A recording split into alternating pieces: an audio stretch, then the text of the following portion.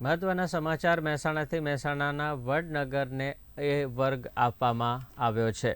પ્રવાસન સ્થળને ધ્યાનમાં રાખીને રાજ્ય સરકારે એ વર્ગ આપ્યો। ઓછી વસ્તી હોવાના કારણે નગરપાલિકાને વર્ગ મળ્યા બાદ અનેક સવાલો।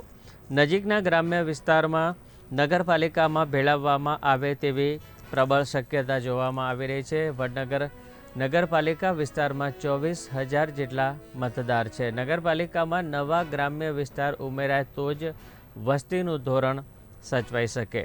નોંધનીય છે કે મહેસાણા વડનગર નગરપાલિકાને અવર્ગ આપવામાં આવ્યો છે। પ્રવાસન સ્થળને ધ્યાનમાં રાખીને રાજ્ય સરકારે અવર્ગ આપ્યો છે। ઓછી વસ્તી હોવાના કારણે નગરપાલિકાને અવર્ગ મળ્યા બાદ અનેક સવાલો ઉઠ્યા છે। નજીકના ગ્રામ્ય વિસ્તારમાં નગરપાલિકામાં ભેળવવામાં આવે તેવી શક્યતા છે। વડનગર નગરપાલિકા વિસ્તારમાં 24,000 જેટલા મતદાર છે। નગરપાલિકામાં નવા ગ્રામ્ય વિસ્તાર ઉમેરાય તો જ વસ્તીનું ધોરણ સચવાઈ શકે।